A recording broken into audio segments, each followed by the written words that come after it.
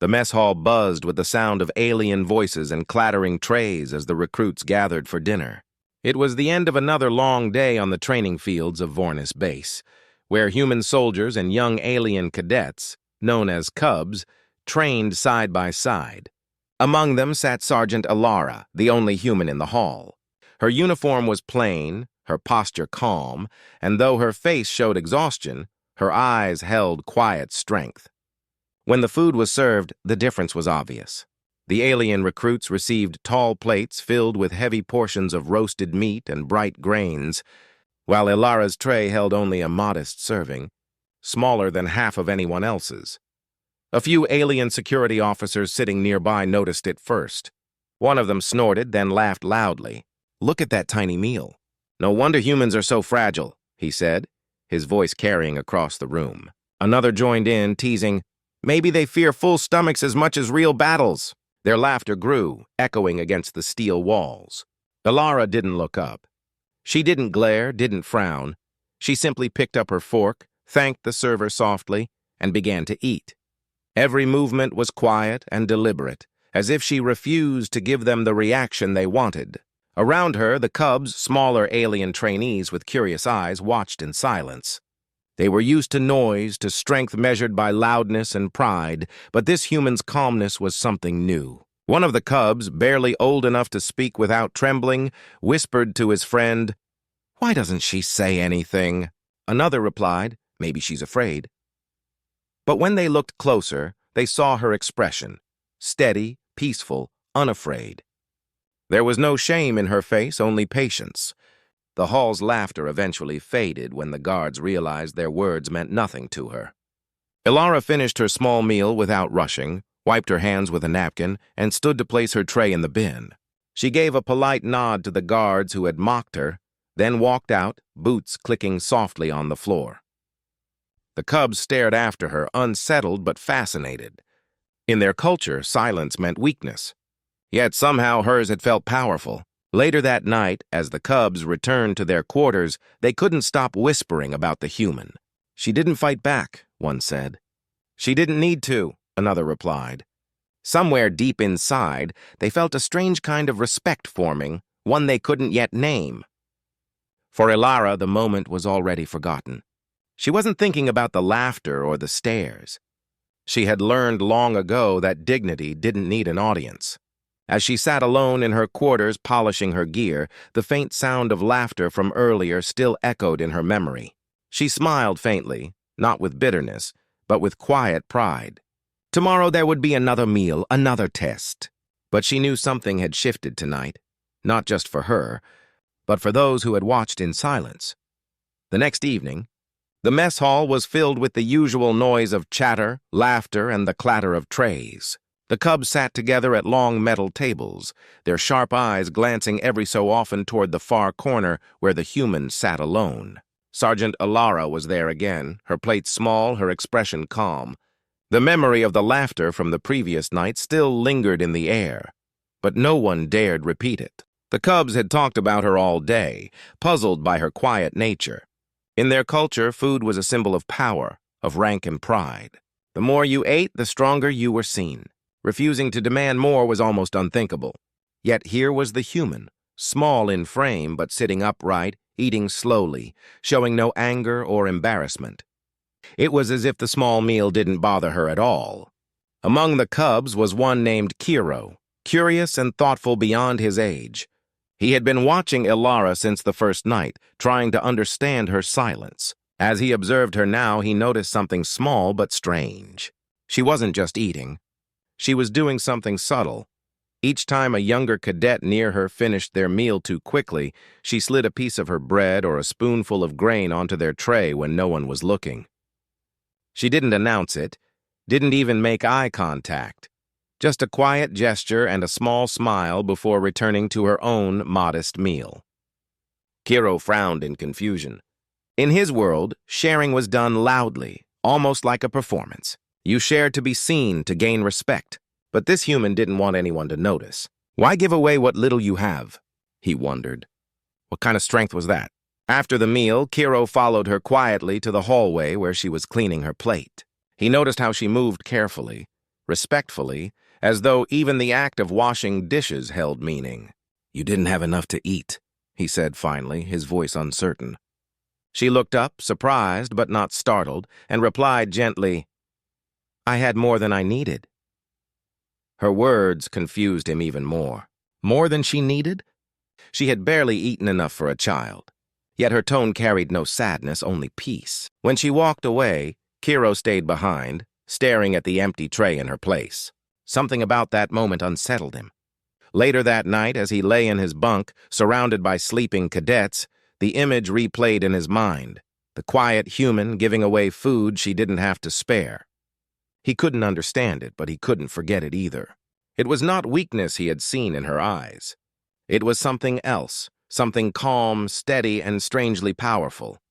For the first time in his young life, Cairo began to question what honor truly meant.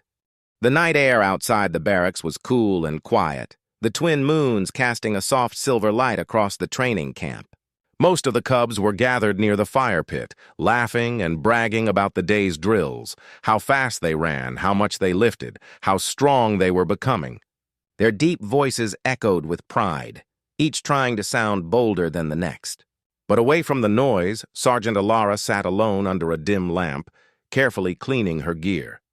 Every motion was patient and deliberate. Her hands moved with quiet discipline, checking the edges of her tools, polishing the dull metal of her armor until it reflected faintly in the light. She didn't seem to mind the silence or the solitude. To her, the small routine of care and order brought calm. Kiro noticed her first. The same question that had haunted him since dinner still echoed in his mind. Why give away what you barely have?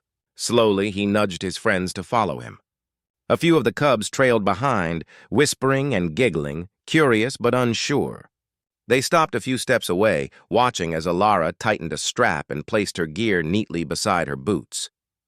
For a moment, she didn't speak. She just looked at them and smiled as if she had expected them to come.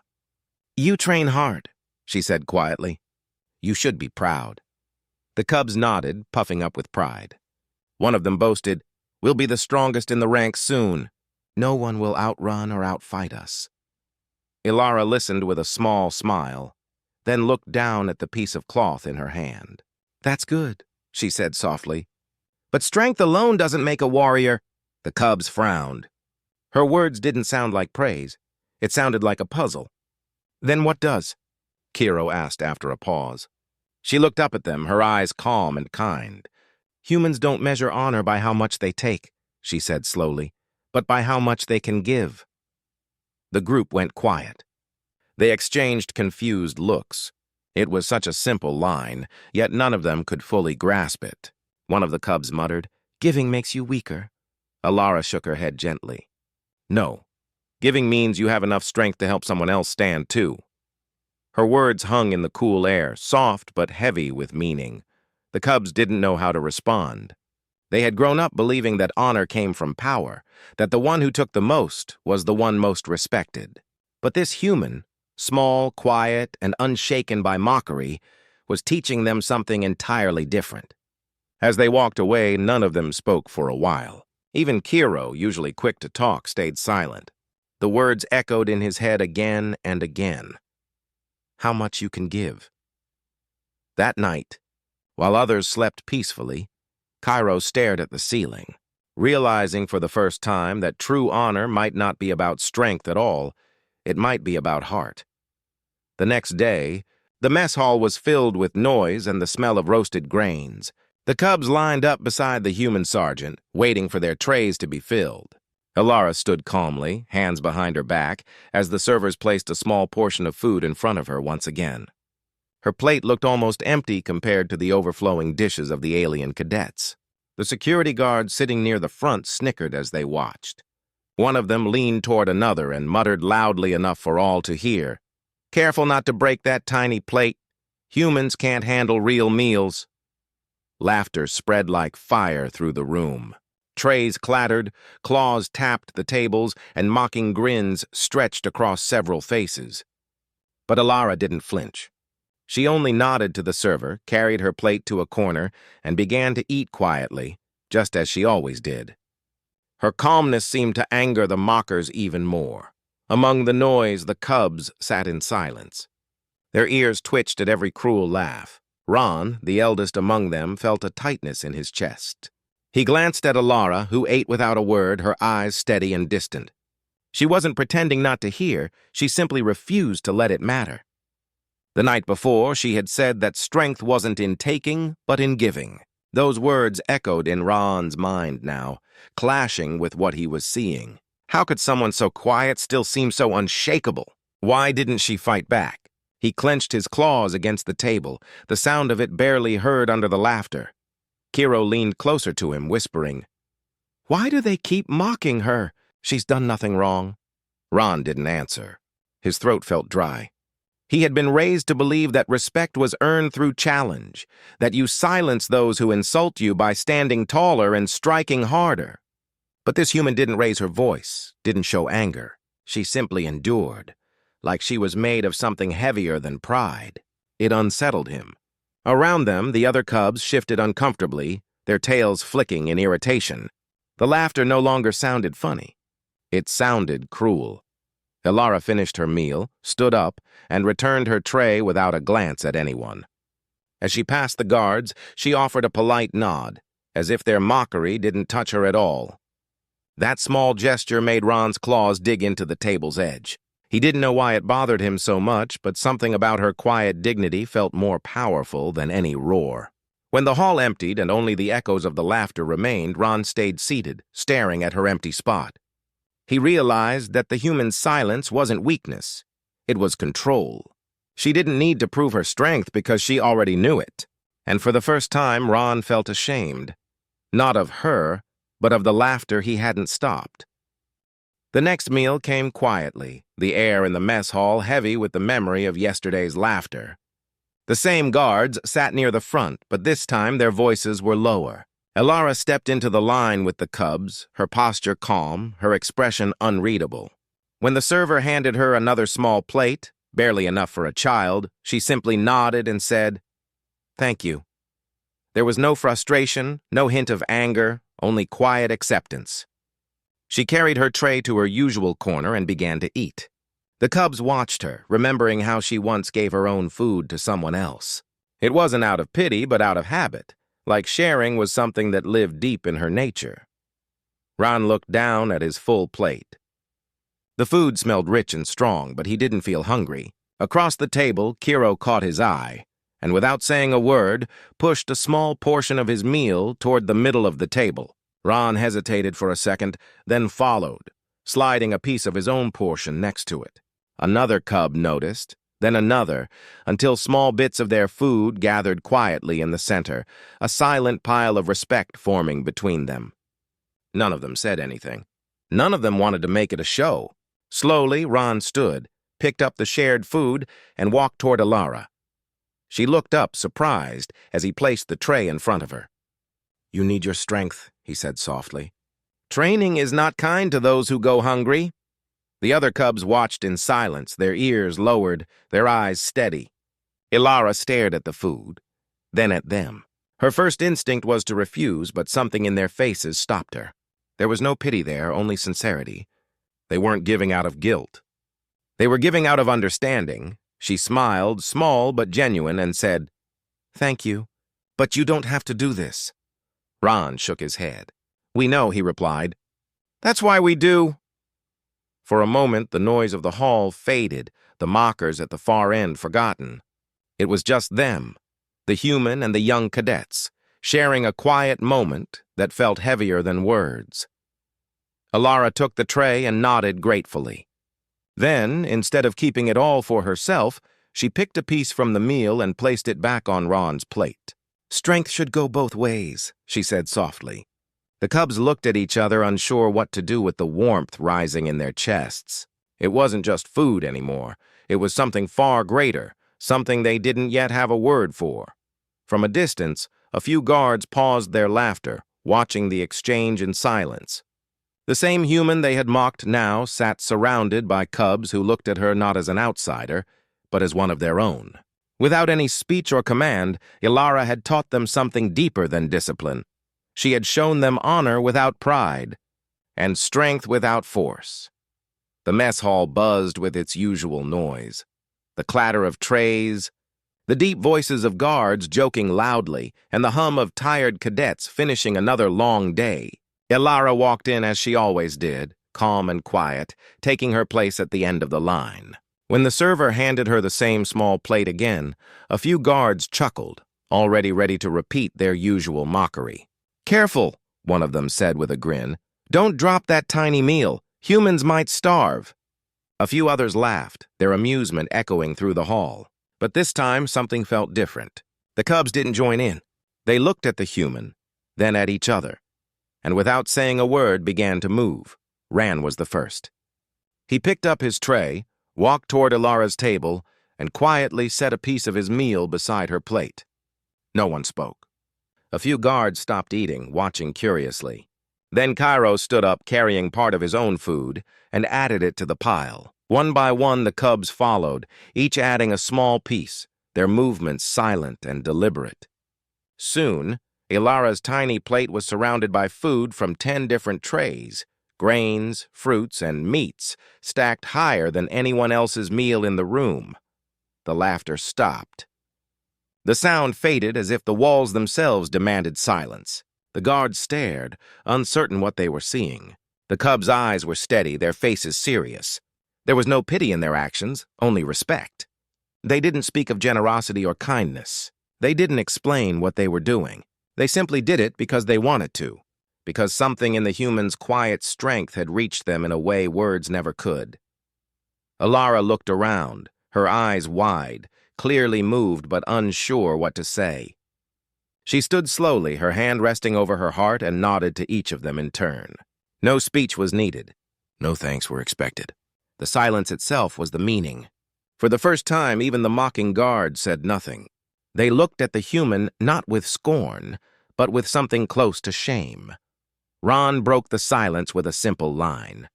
"Honor is not in size," he said, his voice low but firm. "It is in spirit." His words carried through the hall like a quiet command. Even the guards lowered their heads slightly, realizing what they had missed all along. The human they had mocked for being small, fragile, and different had earned something far greater than their laughter. She had earned respect through humility, patience, and quiet strength. That day, the mess hall didn't echo with jokes or insults. Instead, it held the weight of something unspoken but deeply understood. The cubs didn't just see a human anymore, they saw a leader, someone whose heart had proven stronger than pride. And as Elara sat down once more, surrounded by those who now stood with her, the silence that filled the room felt like the loudest victory she could ever earn. The doors to the mess hall slid open with a heavy sound, and the chatter that had been replaced by silence stayed that way. Everyone turned their heads as the base commander entered, his uniform sharp and his expression curious. He had heard that something unusual had happened during the meal, something that had stopped even the loudest guards from speaking. His boots echoed on the floor as he walked toward the center of the room, eyes scanning the scene. The cubs stood straight at attention, their ears slightly lowered, their plates half finished. Elara sat at her usual corner table, her plate now piled high with food shared by the cubs. The air felt heavy, but not tense. It was filled with quiet respect. The commander paused in front of Elara's table, his gaze moving from the untouched extra portions to her calm, steady face. "Sergeant," he said in a measured tone, "what is going on here?" His voice carried authority, but there was no anger in it, only genuine confusion. One of the guards tried to explain, stammering about a misunderstanding and the human receiving more food than assigned, but the commander raised his hand, silencing him immediately. His attention stayed on Elara. "I'm told you were being mocked," he said. "Why didn't you report it?" "Why didn't you speak up for yourself?" Elara looked up at him, her expression peaceful, not defensive. "Because, sir," she said softly, "respect isn't demanded. It's inspired." Her words hung in the air like something far greater than an answer. The room stayed completely still. Even the hum of the ventilation seemed to fade as everyone absorbed what she had said. She didn't say it to challenge or impress anyone, it was simply the truth, spoken with quiet conviction. The commander's stern face softened slightly. He looked at the cubs standing proudly beside her, their eyes shining with admiration and understanding. They had not been ordered to act as they did. No command, no rule, no authority had made them share their food. They had done it because they wanted to, because they had seen something in this human that spoke louder than words or ranks. Ron stepped forward and saluted.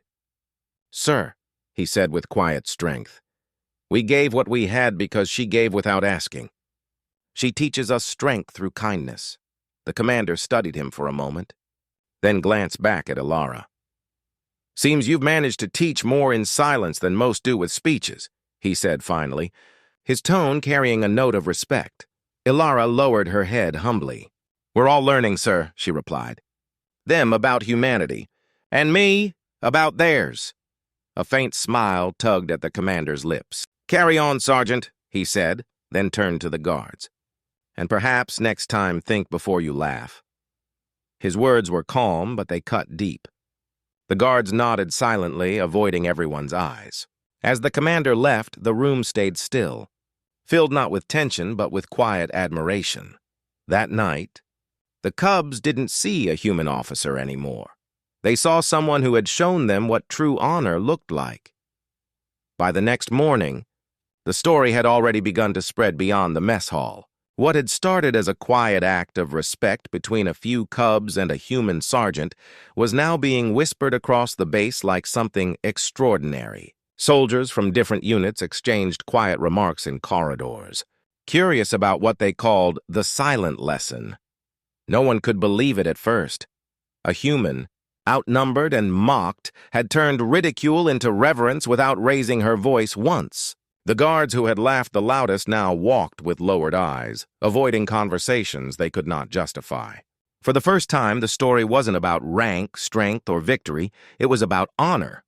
In the command offices, reports began to circulate. A few witnesses had written detailed accounts of what happened, describing how the cubs had shared their food, how the human never asked for help, and how the entire room had gone still as if touched by something sacred.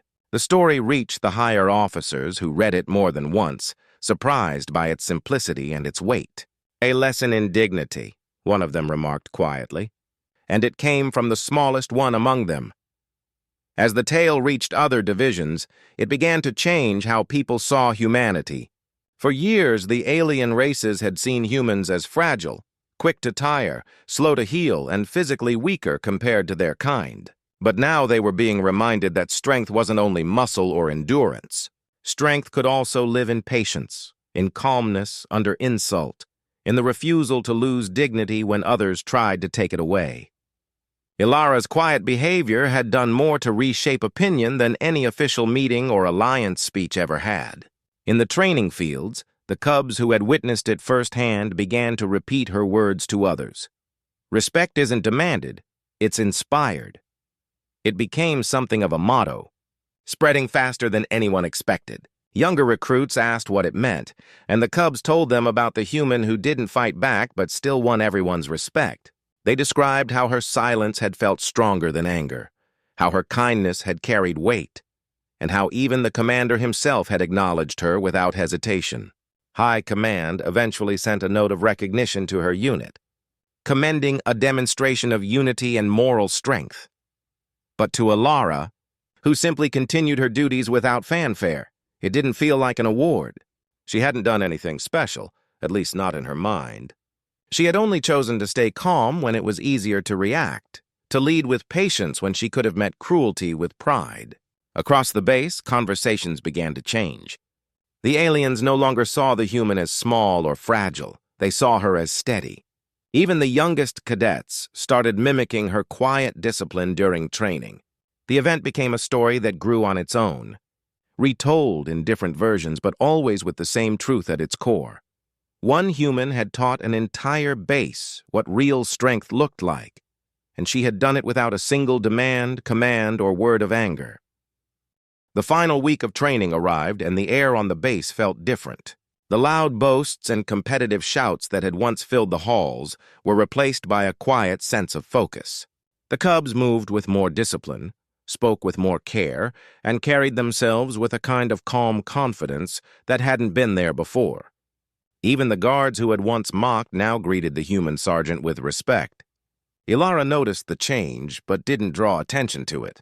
She continued her duties as always, checking the equipment, guiding the recruits, and offering advice with a steady, patient tone. Her influence had spread naturally, like light filtering into dark corners, reaching everyone without her ever needing to raise her voice. On the last evening, after the final drill ended, the cubs gathered near the training grounds. The sky above the alien world glowed with twin suns dipping below the horizon, painting the ground in soft gold and crimson. The young cadets chatted quietly, their armor marked with scratches and dust, signs of growth, of lessons learned. Ron stood apart from them, his expression thoughtful. He had been waiting for this moment, unsure how to say what had been sitting in his heart for weeks. Finally, he took a deep breath and walked toward Elara, who was cleaning one of the training rifles near the supply tent. She looked up as he approached, a faint smile touching her face. "You did well today," she said. "All of you did." Ron nodded, but his usual confidence was gone.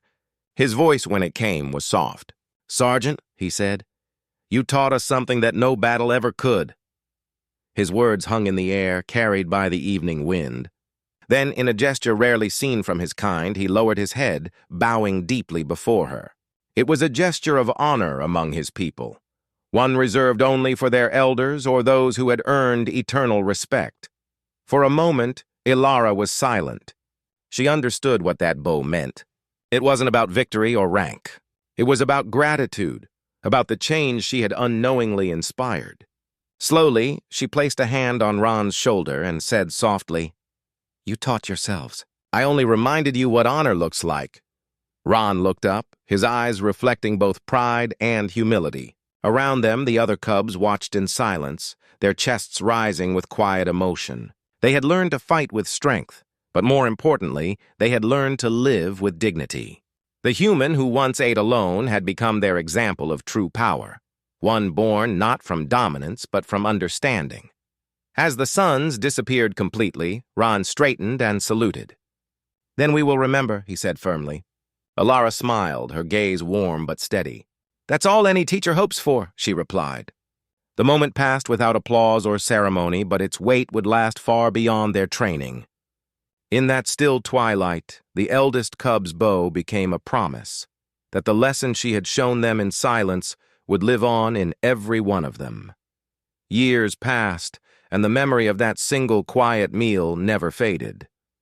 The cubs, once raw recruits with restless energy and pride, grew into disciplined warriors and respected leaders. Their fur bore streaks of age, and their armor carried marks from countless battles. But when they spoke to new generations, they always returned to that one moment, the day the human sergeant taught them what honor truly meant. Among their people, stories of great victories and fierce fights were common. Yet, this story was different. It wasn't told with roaring voices or grand gestures. It was told in calm tones, around campfires and training halls with deep respect. They called it the Meal of Honor. And every time it was retold, young recruits would grow quiet, leaning in to listen, realizing that greatness could come from gentleness. Ron, the eldest cub, became a commander known across several colonies. He was fearless in battle but wise in peace. Whenever someone asked him where he had learned such restraint and balance, he would simply smile and say, "From a human who never asked for more than her share." His officers, though alien and proud, carried that same humility with them. They treated their crews with fairness, shared food equally, and valued quiet strength over loud authority. The story spread beyond their species. Other units, both human and alien, began to hear about the event. Some thought it was just a myth, a story to teach recruits manners. But those who had been there knew the truth. They had seen the silence that filled the room when honor was born out of kindness, not command. And they had felt the shift in the air when the laughter died and respect took its place. Generations later, on another distant base under a different sky, a young human officer sat alone at a small metal table. She ate quietly, the way Elara once did, unaware that her simple act mirrored a legend. Around her, a few alien cadets glanced her way. None mocked. None whispered. They only watched in silence, as if remembering something ancient and sacred, something passed down through the ranks like an invisible code of honor. In the galaxy's vast expanse, where power often defined worth, the meal of honor became a timeless lesson. It reminded warriors that compassion was not weakness and humility was not surrender. The human race, once underestimated, came to be known not just for courage in battle, but for dignity in silence. And somewhere, light years away, those who had once been cubs still carried that quiet human strength in their hearts. The legend lived on, not in monuments or songs, but in the choices made by those who remembered. Because in the end, true legacy doesn't need to be spoken. It only needs to be lived.